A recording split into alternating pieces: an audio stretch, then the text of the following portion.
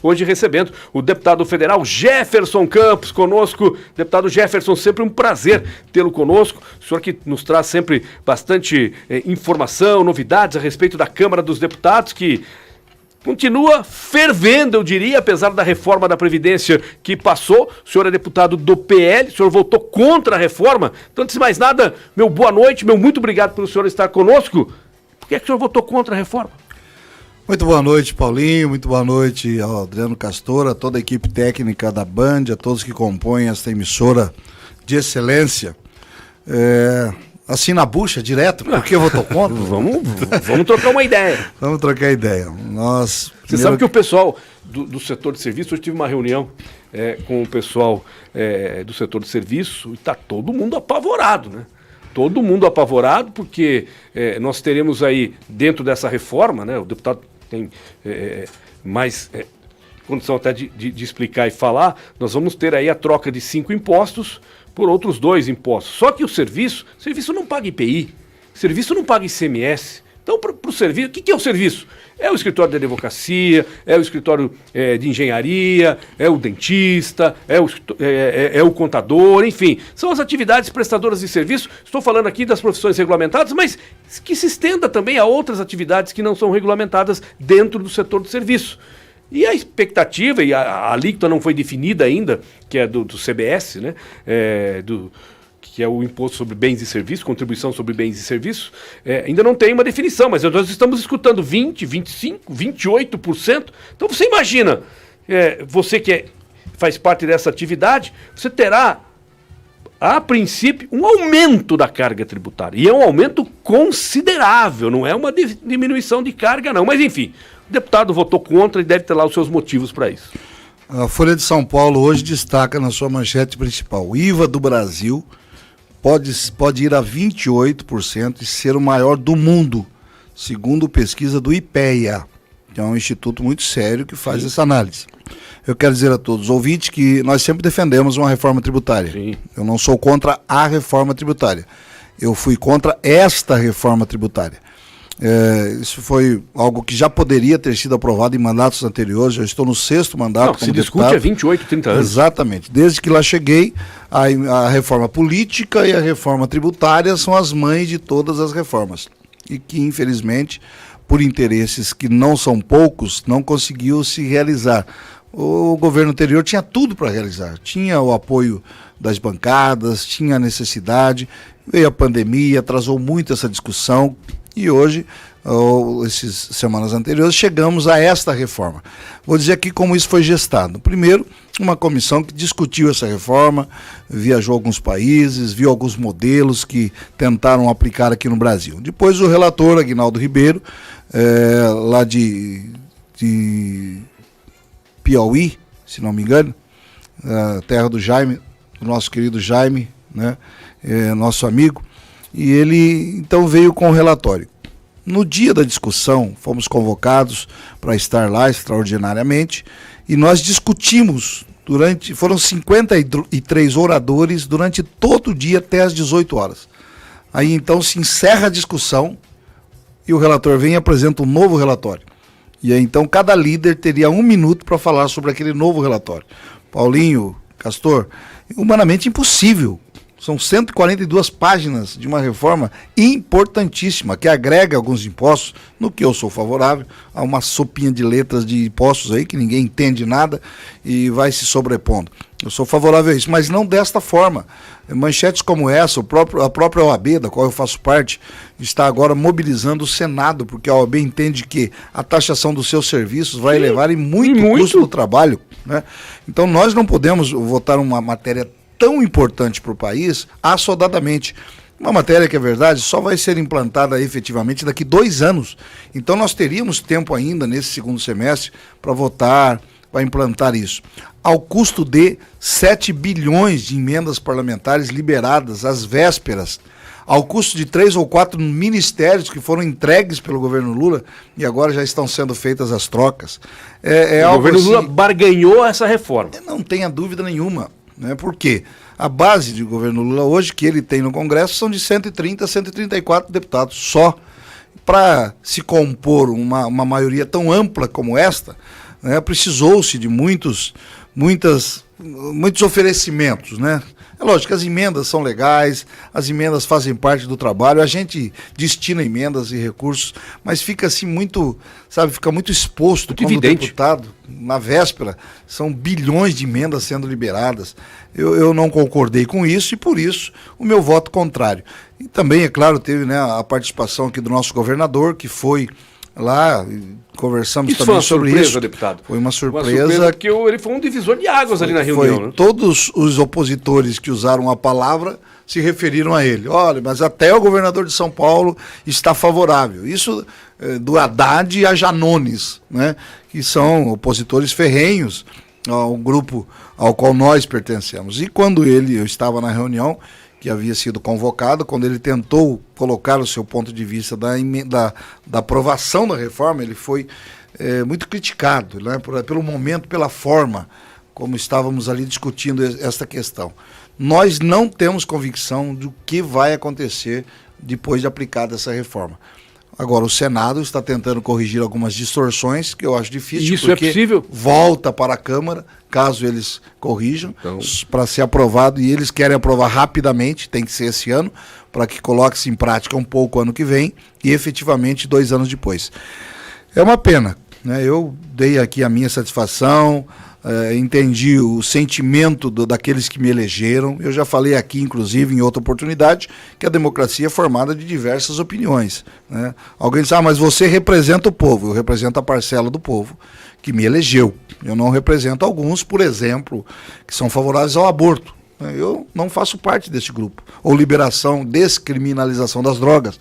Não é o meu público. Eu represento a minha classe, aquela que me elege. E na soma de todos os representantes nós temos a democracia.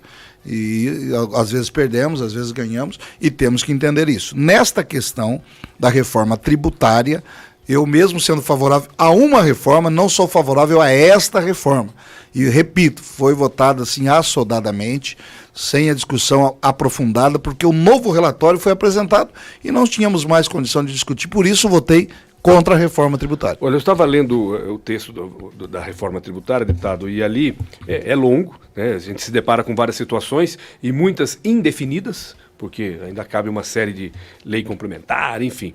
Agora, o que eu percebi ali, que um filão que a gente sabe que o governo gostaria já de colocar em prática a partir do ano que vem, e para isso precisa que a Câmara vote até 30 de setembro, e existe essa possibilidade dessa votação, é da tributação, a taxação de lucros e dividendos das empresas.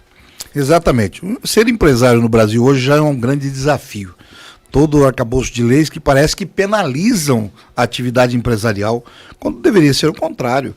O empresário está ali para dar o trabalho, para gerar uma boa renda para os seus funcionários. É lógico, defendemos um salário justo, defendemos leis que protejam o trabalhador. Eu trabalhei em indústria mais de 10 anos, indústria metalúrgica. Eu sei, também já fui do chão da fábrica, né? Fui de aprendiz do Senai a tecnólogo. Então eu passei pelas fases da empresa.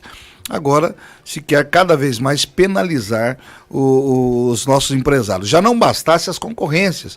Nós trabalhamos no setor têxtil, o Carlos César tinha uma empresa, né, uma camisaria com mais de 60 funcionários, quando se abriu o livre comércio com a China. Uma camisa que para nós custava, na época, falando aqui em números, né, relativos, R$20, a China colocava aqui dentro por 10. O que aconteceu com as empresas têxteis? A maioria quebrou, né? E essa importação continua até hoje. Então, quando nós liberamos indiscriminadamente... Isso significa o quê? Desemprego. Desemprego. Só na nossa empresa eram 60 funcionários. Então, e 60 famílias. Então, quando você taxa o empresário, quando você aumenta essa carga tributária nos bens e serviços ou em outros impostos, você acaba desestimulando. Nós já estamos vendo várias empresas, né, indo embora, fechando as portas, procurando outros lugares. Tivemos uma emenda que ganhamos por um voto, que foi a questão da indústria automobilística. Isso prejudicaria muito o Rio de Janeiro e também São Paulo, né, dos 2 CNPJs. Nós votamos contra e por um voto, precisava de 308 votos para que para que fosse aprovado. Nós não, porque eu votei contra também. O Estado de São Paulo, a pedido do governador também, que mobilizou os deputados, foram 307 A oposição precisava de 308 para aprovar. Por um voto, nós mantivemos essas empresas automobilísticas. E São Paulo é o motor desse país, é o grande gerador de renda, de trabalho, de empregos. Então nós preservamos o nosso estado, é claro, nessa votação. Na tabela de municípios, a cidade de Sorocaba ela vai perder a arrecadação ao longo dos anos. Também por isso pesou muito, porque temos aqui a nossa base também primária, que é a cidade de Sorocaba. Agora, deputado, o Castor está aqui também para fazer as suas colocações. Só quero voltar na questão envolvendo o governador de São Paulo, Tarcísio, o ex-presidente Jair Bolsonaro, enfim. No bastidor político, é uma relação que, pós-aprovação de reforma, se abalou?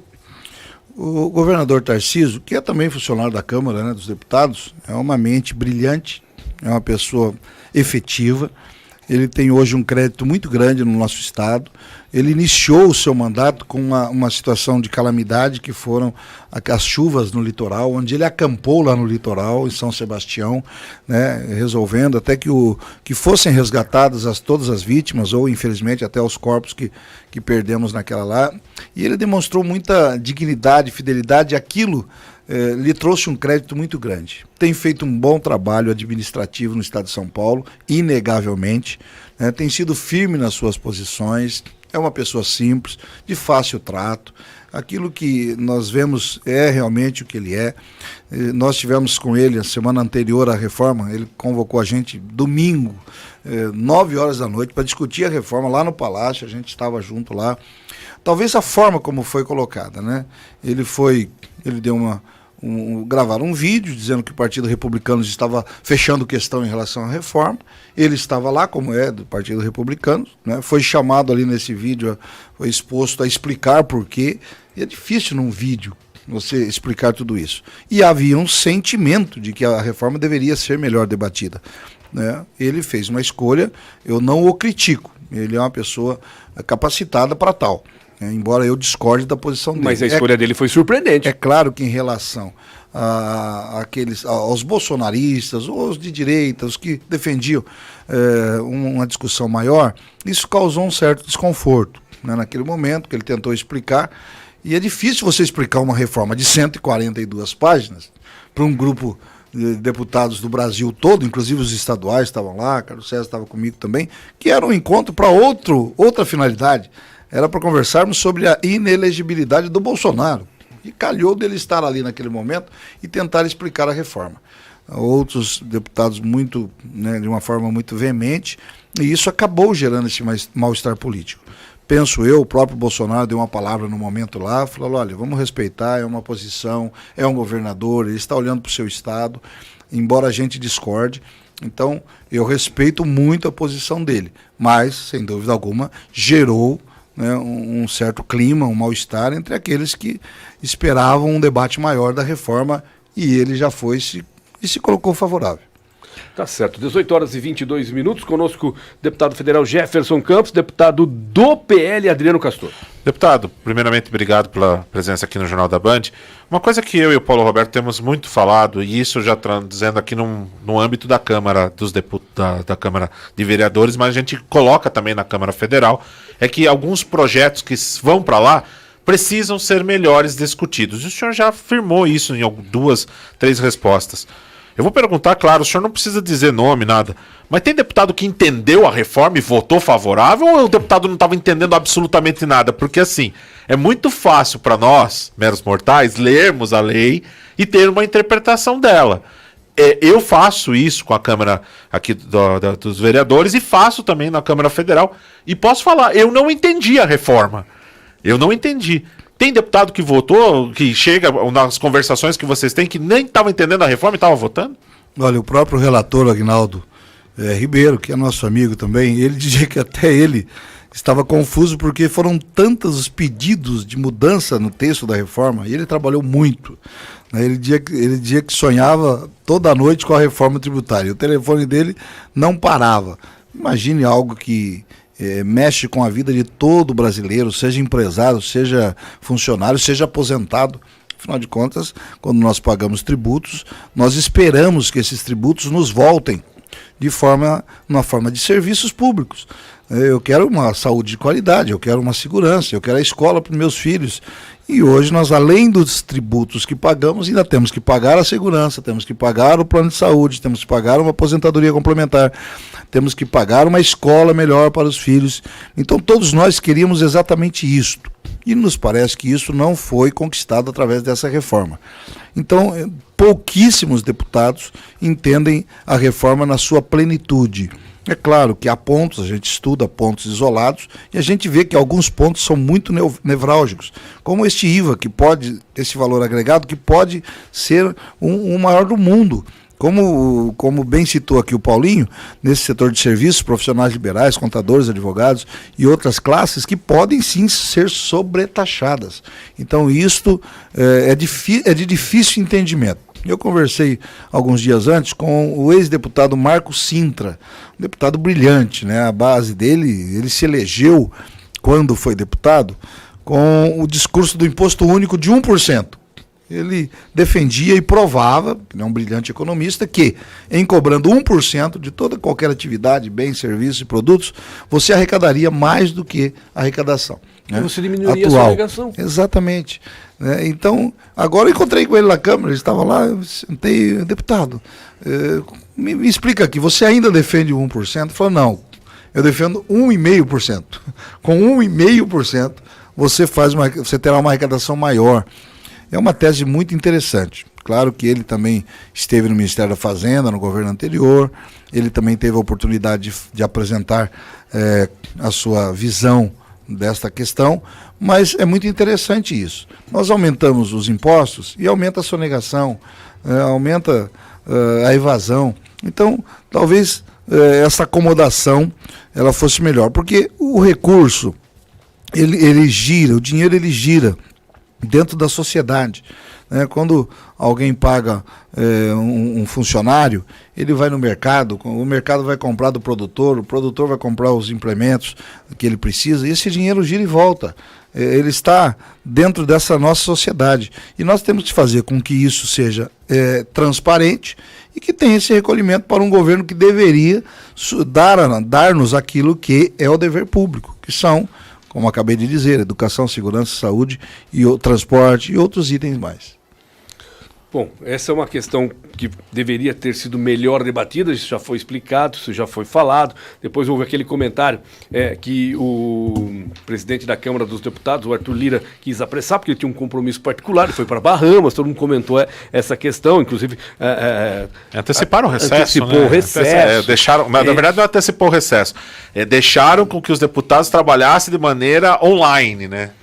Agora, deputado, tirando essa questão de Brasília, que é a reforma tributária, vai para o Senado, algumas discussões, agora para o segundo semestre estamos num ano pré-eleitoral com relação às eleições municipais. O que de fato vai acontecer a partir de agora na Câmara dos Deputados? Olha, nós temos tramitando hoje aproximadamente 10 mil projetos de lei. Né? Alguns são mudanças constitucionais, outros são... enfim, leis que adequam a sociedade e outras coisas mais. Esta reforma era a grande pedida deste governo. Né? Nós temos agora a questão dos partidos e da base de apoio ao presidente, que efetivamente ele não tem. Eu penso que toda essa movimentação política, a inelegibilidade do ex-presidente... Não tem, mas, um parênteses aqui, uma emenda para cá, com uma emenda para lá, ele vai conquistando, né? Acaba sendo pontual. Para cada emenda, para cada projeto, você precisa dessa liberação, o que acaba tornando isso muito mais caro, né, do lado público, né? Não estou dizendo o dinheiro, explicando aqui que a emenda não é para o deputado, ele indica para os municípios e entidades.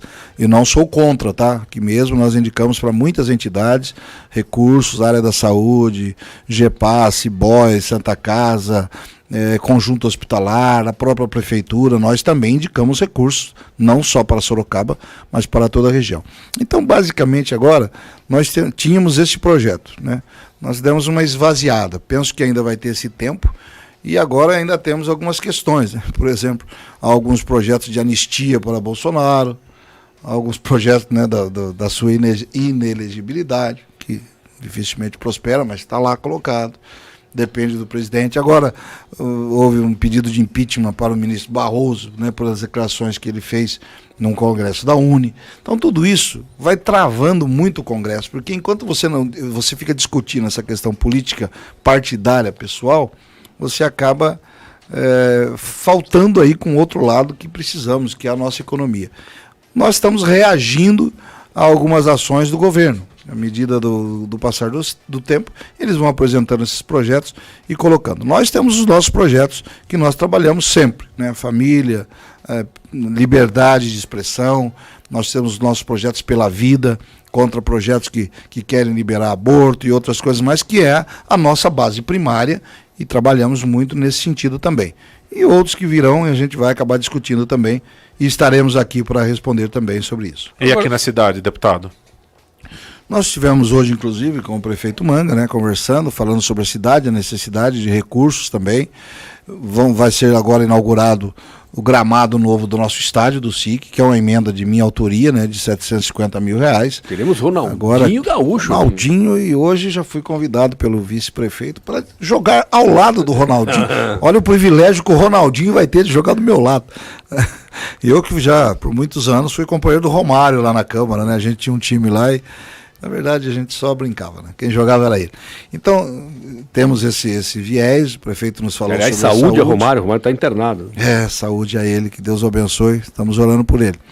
E também temos a questão de saúde, as Santas Casas, do Estado que tem pedido recurso, trabalhamos muito na área de mobilidade, enfim, temos indicado recursos para a nossa cidade, acompanhando atentamente os movimentos. Tivemos uma grande filiação do PL, né, há 2 semanas atrás, o nosso presidente Cláudio, né, do Sorocaba, mandamos um abraço a ele. Somos 4 deputados do PL na cidade, eu, Carlos César, Derrite e Danilo Balas, né? É a maior representatividade proporcional do Estado do PL em Sorocaba, né? É um partido importante que queremos fazer parte desse processo político de escolha da cidade. Se você somar esses 4 deputados, estamos quase 80 mil votos. Se você somar os deputados de direita, Eduardo, Carla, Salles, votado na cidade, passamos aqui a quase 130 mil votos na cidade de Sorocaba. Bolsonaro teve mais de 60%. Então é uma cidade onde o PL, onde o nosso pensamento é fazer parte também das decisões da cidade, como ou vereador, ou colocando para o executivo também, mas ou estando aliado. Está caminhando com o republicano. A princípio, nós temos o nosso presidente da Câmara, Cláudio, nós temos conversado com o prefeito, abrimos esse diálogo, né? Mas queremos fazer parte, sim, de algo. Não queremos ser coadjuvantes apenas, né? Nós somos um partido muito forte para isso. Nessa filiação tivemos centenas de filiados, filiamos Roberto Freitas, né, no partido, filiamos o Dinho, né, que é o nosso Dinho Cuervo, que já foi secretário de Educação, secretário de outras pastas importantes, Sueli Gonçalves, né, que foi secretária do RH, enfim, temos um quadro muito bom. Temos certeza que faremos muitos vereadores na próxima eleição e vamos fazer parte, sim, das decisões importantes que o município tem a tomar, ou ao lado do nosso prefeito, né, que reconhecemos aí o trabalho que tem feito, ou na nossa concepção, também na Câmara Municipal e até aliado nesse momento. Perfeito, 18h32, como diria vovó, tem muita água para passar embaixo dessa ponte, não tem a menor dúvida, tem muita água. Mas, deputado, só para não passar batido, o senhor falou várias vezes e usou a palavra inegibilidade do ex-presidente Bolsonaro. Caso, hipoteticamente, isso venha a acontecer, quem é que vai ficar com esse capital político? Olha, é muito difícil a gente discutir uma situação dessa quando ainda há a esperança de recursos que possam reverter a situação. Recentemente foi até um momento meio indelicado, uma reunião com deputados, e alguém já começou a sugerir nomes, né? E tivemos a nossa liderança, não, o Bolsonaro não estava junto, mas que nos repreendeu, falou, gente, ainda temos uma caminhada, vamos tentar ainda o próprio STF, vamos tentar, embora todos saibam que é muito difícil reverter este quadro. Ainda mais, né, no STF. Até porque, como usou o Valdemar, né? Isso é a mesma coisa da pessoa que separa e a sogra é o juiz para julgar o caso do casal. É muito difícil. Mas temos aí quadros de direita, né? Governador Zema, governador Tarcísio, Michele Bolsonaro, né? Os próprios filhos do presidente e outros nomes que podem ainda surgir. mas ninguém comparável a ele. É claro que tem esse cacife eleitoral, vimos agora esse fim de semana, esteve lá em Goiás, milhares de pessoas recebendo, recepcionando, e é assim, tivemos uma reunião recente com ele na Assembleia Legislativa, também cercaram a Assembleia Legislativa só de saber que ele estava lá para tirar foto, para um aceno do presidente. Então ele ainda tem um cacife eleitoral muito grande, inclusive nas eleições municipais, né? O PL tem uma determinação que os deputados federais eles têm ascendência sobre os diretórios nos municípios onde foram mais votados. Então, onde temos alguns municípios onde eu, por exemplo, fui mais votado do estado, e lá somos nós que estamos ajudando a organizar o partido, né? E nós vemos a importância que se dá ao PL, não só por ser o maior partido do Brasil, o maior fundo eleitoral, o maior tempo de televisão, e aqui em Sorocaba isso conta muito, porque nós temos a transmissão local da televisão, que pega toda a região. Então uma palavra dele no horário eleitoral, a presença dele numa motociata, numa carreata, num comício, ou seja qual for, ainda é muito importante em qualquer município desse nosso estado, principalmente, onde a votação dele foi extremamente boa, né? 18 horas e 35 minutos, agradecendo hoje a participação conosco, o deputado federal Jefferson Campos, deputado do PL, está no seu quarto ou quinto mandato, deputado quinto, né? Sexto como deputado e 2 como vereador. 2 como vereador, realmente 30 anos. Tem uma experiência realmente política enorme, conhece a Câmara dos Deputados. Estou valendo uma nota agora aqui da Câmara dos Deputados. O senhor tem um bom relacionamento com o presidente da casa? Arthur Lira, é. Sim, temos. Não, bacana. Sim. É que ele. Acabei de ler a manchete aqui.